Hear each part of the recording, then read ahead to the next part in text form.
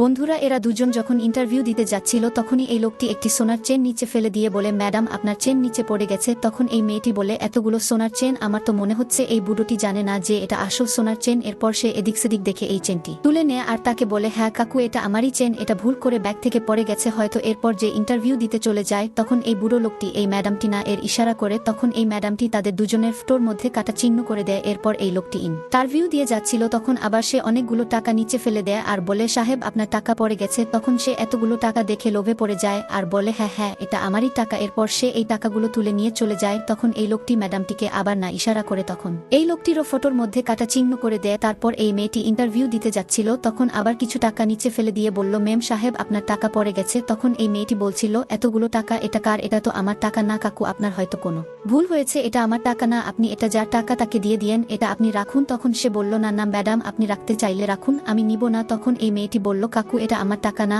আর আমার টাকা হলে তো আমি জানতাম, আর এখানে হয়তো কারো টাকা পড়ে গেছে, আর যার টাকা সে তো হয়তো খুঁজাখুঁজি করছে, আপনি এটা রাখুন, যদি সে খুঁজতে খুঁজতে এখানে আসে তাহলে আপনি তাকে এটা দিয়ে দিয়েন, তাহলেই তো হয়ে যাবে। এরপর সে তাকে এই টাকাটি দিয়ে চলে যায়। তখন এই লোকটি ওই ম্যাডামটিকে ইশারা করে, তখন এই ম্যাডামটিও একটু খুশি হয়ে তার ফটোর মধ্যে রাইট চিহ্ন দিয়ে দেয়। এরপর এখানে তারা ইন্টারভিউ দেওয়ার জন্য একসঙ্গে বসেছিল। তখন এই মেয়েটি বলল, আপনারাও কি এখানে ইন্টারভিউ এসেছেন? তখন এই মেয়েটি বলল, হ্যাঁ আমরাও ইন্টারভিউ দিতে এসেছি, তুমিও কি ইন্টারভিউ দিতে এসেছো? তখন সে বলল, হ্যাঁ আজ আমারও এখানে ইন্টারভিউ। তখন এই মেয়েটি তার কথা শুনে হাসতে থাকে আর বলে, ম্যাডাম জি ইন্টারভিউ দিতে আসতে হলে না ভালো ড্রেসিং সেন্স লাগে নাকি এমন ফালতু জামা পরে? কিছুক্ষণ পর এই বুড়োটি তাদেরকে জল দিতে আসে। তখন এই মেয়েটি তাকে দেখে একটু অবাক হয়ে যায় আর বলে, আপনি তো বাইরে ভিক্ষে করছিলেন, হ্যাঁ না, কিন্তু আপনি জল নিয়ে আসলেন, কি চলছে এখানে? আর তখনই এই ম্যাডামটি চলে আসে আর বলে, এখানে কি চলছে? আমি বলি, রাখু কাকা আপনি আগে জলটি রেখে চলে যায়। এরপর সে জলের গ্লাসগুলো রেখে চলে যায়। এরপর এই ম্যাডামটি বলল, thank you so much guys, কিন্তু আমার তোমাদের ইন্টারভিউ নেওয়া আগেই হয়ে গেছে, কারণ আমি যাতে সিলেকশন করতে চেয়েছিলাম তাকে সিলেকশন করে ফেলেছি,